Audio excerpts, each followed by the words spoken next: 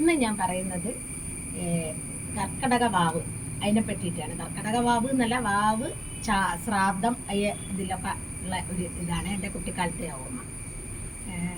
പണ്ട് എൻ്റെ വീട്ടിൽ ദിവസവും അധികമോ ഒരു ആഴ്ചയിൽ ഒരു ദിവസമെങ്കിലും ബലിയിടാനുണ്ടാവും. കാരണം എന്താ വെച്ചാൽ എൻ്റെ അച്ഛൻ ഭയങ്കര ഒരു വിശ്വാസിയാണ്. അപ്പോൾ അച്ഛന് അധികം ഓരോരുത്തരെ ശ്രാദ്ധം ഉണ്ടാവും, പിന്നെ അത് കഴിഞ്ഞ് വാവ് വരും, അങ്ങനെയൊക്കെ ഉണ്ടാവും. അപ്പോൾ എനിക്ക് കുട്ടിക്കാലത്തിൽ ഭയങ്കര ഇഷ്ടമാണ് സ്കൂളിൽ പോകുന്നേരം രാവിലെ ചായക്ക് കടിയായിട്ട് ഇതാ ഉണ്ടാകുക. ഉണക്കലരീൻ്റെ ചോറും മോര്, നല്ല ചുട്ട മുളക്, തേങ്ങ, ചെറിയുള്ളി, ഉപ്പ് എല്ലാം അമ്മിയിൽ അരച്ച ചമ്മന്തി, നല്ല ടേസ്റ്റായിരുന്നു. അത് കൂട്ടിയിട്ട് ചുവന്ന ചോറായിരിക്കും ഉണങ്ങലരീൻ്റെ വറ്റിച്ച്. അപ്പോൾ അത് കൂട്ടി കഴിച്ചാണ് സ്കൂളിൽ അധികവും പോവുക.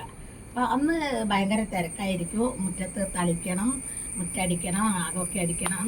അതുകൊണ്ട് അമ്മയ്ക്ക് ഭയങ്കര തിരക്കായിരിക്കും. അതുകൊണ്ട് രാവിലെ ഒന്നും ഉണ്ടാക്കാനാവില്ല. അപ്പോൾ ഈ ചോറ് തന്നെയായിരിക്കും ഞങ്ങൾക്ക് ചായയുടെ കൂടെ കഴിക്കാനായിട്ട് കിട്ടുക. പക്ഷെ അന്ന് അത് ഭയങ്കര രസമായിരുന്നു.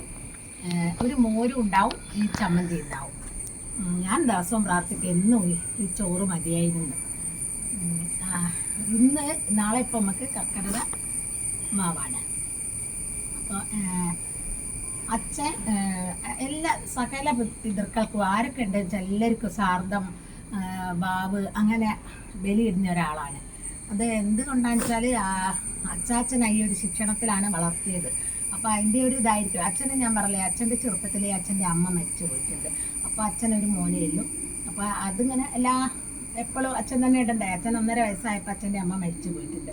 അപ്പോൾ അച്ചാച്ചൻ കൊണ്ടുവന്ന ഒരു ശിക്ഷണമായിരിക്കും അങ്ങനെ. പിന്നെ അച്ഛന് ഞാൻ പറയില്ലേ, അച്ഛൻ കൊൽക്കാരനായിരുന്നു. അച്ഛന് കിട്ടിയ ജോലി അച്ഛൻ്റെ അമ്മാവൻ്റെ ഒരു ഇതിലാണ്. ഈ അമ്മാവിൻ്റെ ശാർദം വരുന്നേരം ഒക്കെ ഈ അമ്മാവിന് ബലി കഴിഞ്ഞാൽ അന്നത്തെ ദിവസം രാത്രി നേർച്ച കൊടുക്കുക എന്ന് പറഞ്ഞ ഒരു ഇതുണ്ട്. അപ്പോൾ അപ്പം ചുടും, ഇളനീര്, കദളിപ്പഴം, അവിൽ കുഴച്ച ഇതെല്ലാം അമ്മ ഒരുക്കി കൊടുക്കുക. ഇതൊക്കെ എന്തായാലും അച്ഛന് നിർബന്ധമാണ്, ഇതൊക്കെ വേണമെന്നുള്ളത്. അച്ഛൻ രാത്രി പായ വിരിച്ച് പിന്നെ മുറുക്കാൻ, വെറ്റില, അടയ്ക്ക എല്ലാം വെച്ച് കാല് പിടിക്കും. ഇത് കൊടുത്തു കഴിഞ്ഞിട്ട് വാതിൽ അടച്ചു കഴിഞ്ഞിട്ട് പിന്നെ അത് മുട്ടിയിട്ടാണ് തുറക്കുക. അപ്പം ഞാനിങ്ങനെ പറയും അതിൻ്റെ ഉള്ളിൽ ആരെ ഉണ്ടാവും ഉമ്മക്ക് നോക്കാനും, വിടവിൻ്റെ ഉള്ളിൽ കൂടി നോക്കാന്നൊക്കെ ഇങ്ങനെ പറയും അനിയത്തിയോടും അനിയനോടൊക്കെ. അതുകൊണ്ട് പക്ഷേ അന്ന് എനിക്കിതിനെപ്പറ്റി ഒരു വിവരമില്ലായിരുന്നു. അന്ന് ഇത് കാണുക വെളിച്ചോറ് തിന്നാനുള്ള ഇഷ്ടം, പിന്നെ നേർച്ച കൊടുത്തി അപ്പം തിന്നാനുള്ള ഇഷ്ടം. അതുകൊണ്ടാണ് ഇതിൽ ഞാനിങ്ങനെ ഒരു സന്തോഷം കണ്ടെത്തിയത്.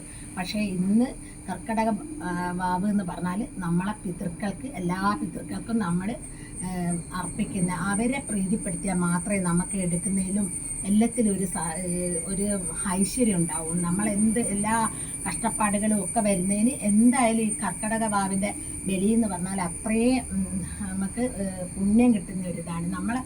ഇപ്പോൾ ചിലർ പറയും എനിക്ക് അച്ഛനും അമ്മയും ഉണ്ടല്ലേ ഞാൻ ബലിയിടണ്ടെന്ന്. പക്ഷേ ആര് ബലിയിട്ടാലും നമ്മളെ എല്ലാ പിതൃക്കളെ വ്യക്താണ് നമ്മുടെ സിരയിൽ കൂടി ഓടുന്നത്. അവർക്ക് ഭഗവാന്റെ പാദത്തിൽ സായുജ്യം കിട്ടാൻ വേണ്ടി നമ്മളെല്ലാവരും ബലിയിടണം. അത് വെള്ളത്തിലായാലും കുഴപ്പമില്ല, വീട്ടിലായാലും കുഴപ്പമില്ല. അപ്പം നമ്മളെടുക്കുന്ന എന്തിനും ഒരു ഐശ്വര്യം കിട്ടണമെങ്കിൽ, എന്ത് ജോലിയായാലും പിന്നെ ഇങ്ങനെയുള്ള കഷ്ടപ്പാടുകളൊന്നും വന്ന് ചേരാതിരിക്കാനും ഒക്കെ എപ്പോഴും നല്ലതാണ്. ഈ കർക്കടക അതിന് പറ്റുന്നതുകൊണ്ടെല്ലാം ബലിയിടണം. ഞാൻ എൻ്റെ അനുഭവത്തിൽ നിന്ന് പറയുകയാണ്. കാരണം എൻ്റെ അച്ഛൻ ചെറുപ്പത്തിൽ 1.5 വയസ്സിൽ അമ്മ മരിച്ചു പോയി എന്നല്ലാണ്ട് വേറെ ഞാൻ കണ്ട് അച്ഛനൊരു 83 വയസ്സ് വരെ ജീവിച്ചിട്ടുണ്ട്. പക്ഷെ എൻ്റെ അച്ഛൻ അങ്ങനത്തെ ഒരു ദുരിതങ്ങളോ കഷ്ടപ്പാടുകളോ ഒന്നും അനുഭവിക്കുന്നത് ഞാൻ കണ്ടിട്ടില്ല. അച്ഛൻ അത് ഭയങ്കര ഇതായിരുന്നു. പിതൃക്കളെ പ്രീതിപ്പെടുത്തുക എന്ന് പറഞ്ഞാൽ ഭയങ്കര ഇഷ്ടമുള്ളൊരു കാര്യമായിരുന്നു. അച്ഛനത് എന്തുകൊണ്ടാണെന്നറിയില്ല. വല്യച്ഛൻ്റെ ശിക്ഷണത്തിൽ വല്യച്ഛൻ കുറച്ച് ഇതിനെപ്പറ്റിയൊക്കെ അറിയുന്ന ആളായിരുന്നു. അപ്പോൾ ആ വല്യച്ഛൻ പറഞ്ഞു കൊടുത്ത് അതിൻ്റെ പേരിലോ ഒക്കെ ആയിരിക്കും അച്ഛന് ഭയങ്കര ഇതായിരുന്നു. അതുകൊണ്ട് അച്ഛന് ജീവിതത്തിൽ മരണം വരെ ഒരു കഷ്ടപ്പാടുകളോ വ്യസനങ്ങളോ സങ്കടങ്ങളോ ഒന്നും ഞാൻ കണ്ടിട്ടില്ല. 1.5 വയസ്സിൽ അമ്മ മരിച്ചുപോയി. അതെന്തുകൊണ്ടാണെന്ന് എനിക്കറിയില്ല. അത് മാത്രമേ ഉള്ളൂ അച്ഛനൊരു കഷ്ടപ്പാടായിട്ട് ഉണ്ടായിട്ടുള്ളത്. അതുകൊണ്ട് അച്ഛൻ തൊടുന്നതും എല്ലാം നല്ല ഒരു നമ്മൾ പറയില്ലേ പൊന്നാകുക എന്ന്, അതുപോലത്തെ ഒരു ഇതായിരുന്നു. അതുകൊണ്ട് എല്ലാവരും കർക്കിടക മാസത്തിൽ ഈ വാവിന് ജലത്തിലോ വീട്ടിലോ എവിടെയായാലും എഴുതൂല ബലിയിടുക. അപ്പോൾ നമുക്ക് ഏത് ഐശ്വര്യവും നമുക്ക് വന്നു ചേരും, അതിന് യാതൊരു സംശയവുമില്ല. എനിക്ക് എൻ്റെ അച്ഛൻ്റെ ജീവിതത്തിൽ നിന്ന് അതൊക്കെ ഒരു പാഠങ്ങളാണ്.